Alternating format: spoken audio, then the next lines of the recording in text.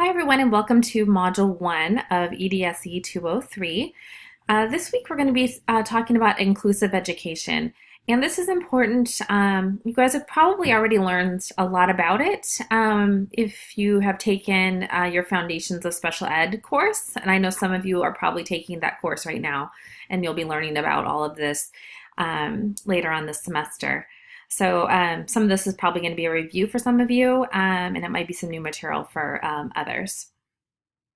So I hope you enjoy the TED Talk and some of the other materials that are in this module about inclusive education. So to start off, inclusive education is an attitude. You've probably already heard this, but special education is not a place.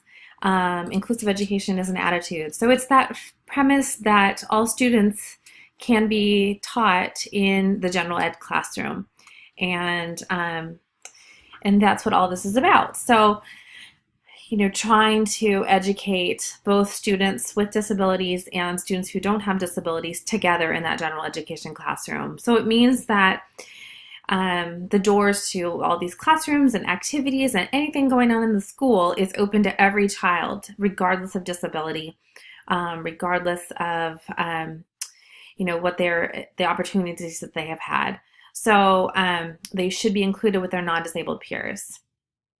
And the focus on all of this is to give the student the help that they need. So that might mean accommodations, modifications, adjusting curriculum, giving speech therapy, occupational therapy, physical therapy, assistive technology to help them. So what does that child need in order to be successful in the gen ed classroom? Inclusive education it's not just putting kids with disabilities in the gen ed classroom without those supports. It's not cutting back special education services and trading them off for being in the gen ed classroom. It's not sacrificing the education of kids without disabilities to have the kids with disabilities in that classroom. So if it's done properly and these students are being taught together, it should benefit everyone. It should benefit the kids that are with disabilities and that don't have disabilities. It's just going to make it a more richer experience for everyone. And I mentioned this already, special education is not a place. So when we talk about IEPs and what type of environment that student is going to be in, if a student qualifies for special education, it's not a special classroom. It just means that they may need some accommodations, modifications. They may need some additional help in the classroom in order to be educated with their peers. Special education is individualized supports that give kids with disabilities that extra help. I already talked about this. Some of the examples are physical therapy, curriculum adaptations, communication boards. So again, that was that assistive technology that I was talking about. Speech, language, other therapies. If behavior is impacting their learning, it could also mean a behavioral plan and environmental accommodations. So every student who qualifies for special education, that's the 13, if you've taken your foundations class, you will have already learned about the 13 categories that the student can qualify for special education as part of IDEA. If a student does qualify for special education services, they will have an IEP, an individualized education program. And that's a document that the team will create, and we'll learn a lot about that in this course, but it's just a little bit of background. Every special education student will have an IEP, and that IEP is going to list, first and foremost, the learning goals and objectives for that coming year for that student to be included in that general education classroom. You should start off with those goals and objectives, not starting out with where that student will be placed physically, like what type of classroom. You first start off with the goals, then you move on to services and supports that students will need in order to be successful, in order to reach those goals and objectives. And those goals and objectives are those goals and objectives that are part of that general education classroom. And then you'll look at accommodations for the students, so different ways of learning or responding, and if and to what extent the general curriculum will be modified for that student. So sometimes, they will have different formats. They will not have to do every assignment, those kinds of things. And if and why the student will be out of the gen ed classroom and away from the non-disabled students. So, sometimes an IEP team will have tried the general education classroom and that doesn't work. And so if that's true, that team will determine what their least restrictive environment is for that student. But you have to document why, because you always want to try to educate a student in the gen ed classroom first and foremost. And if that won't work, then, for that individual student and that individual student's needs, then you need to document why, and that needs to be part of the IEP. So we learn 10% of what we read, 20% of what we hear, 30% of what we see, 50% of what we both hear and see, 70% of what is discussed, and 95% of what we teach someone else. I thought that was kind of fun.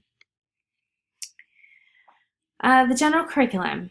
So a minute ago, I talked about how the IEPs are really addressing how is this individual student going to access the general curriculum that all their other peers are learning. And so like I mentioned, we're going to come up with those specific goals, benchmarks, short and long-term objectives that allow that student to be successful in that classroom.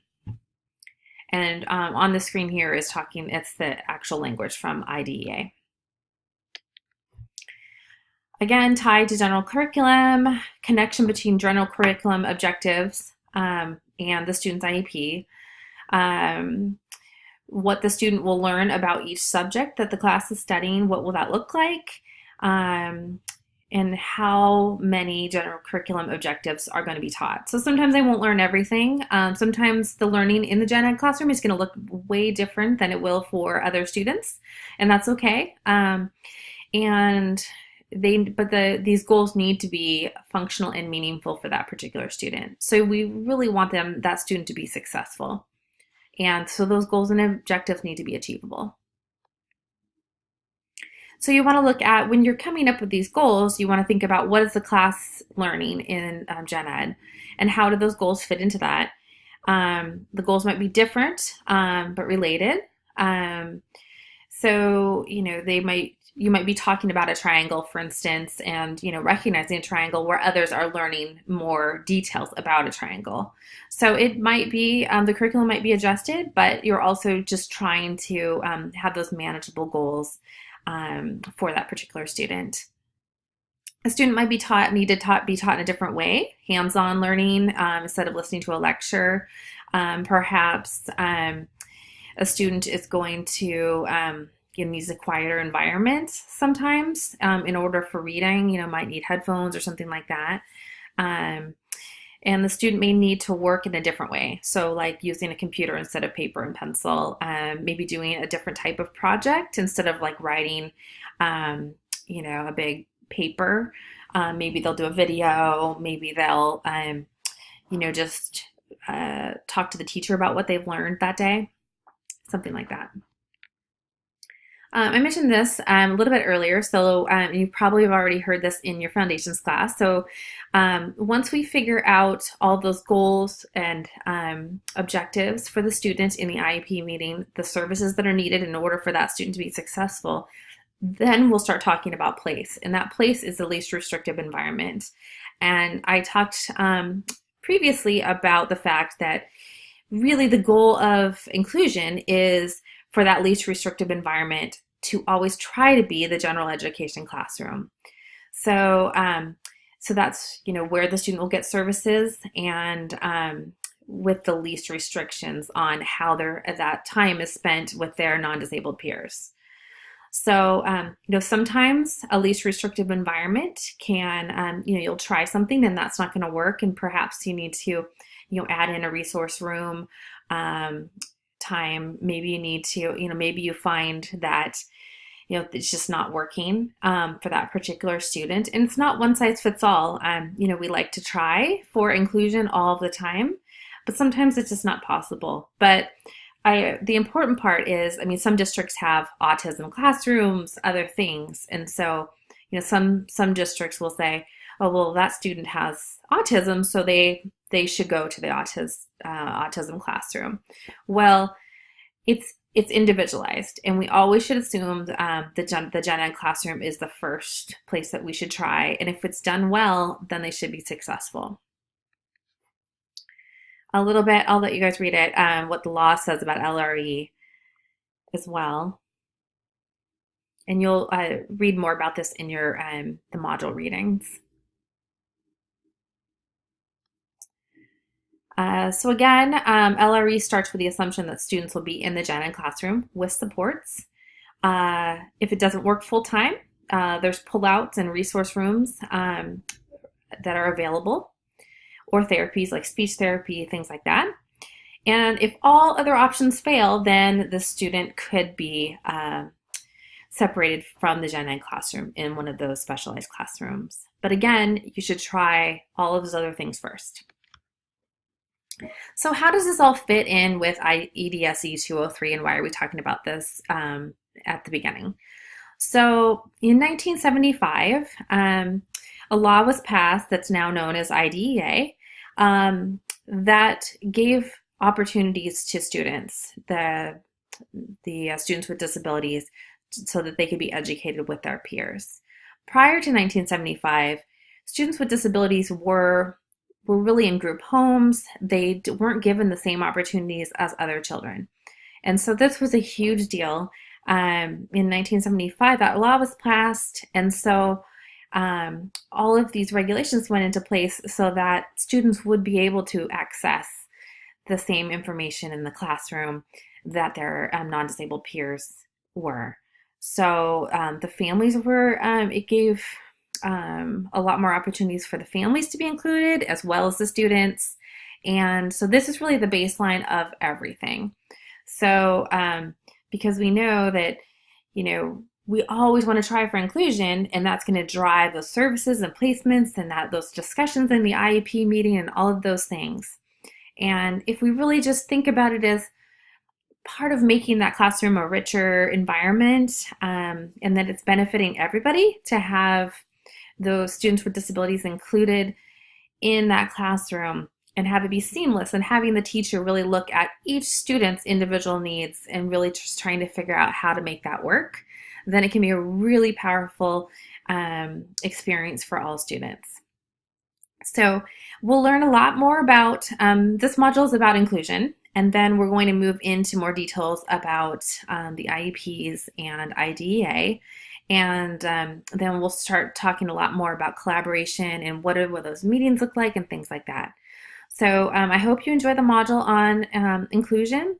And if you have any questions at all, please feel free to let me know. And hope you guys have a great week. Thanks so much.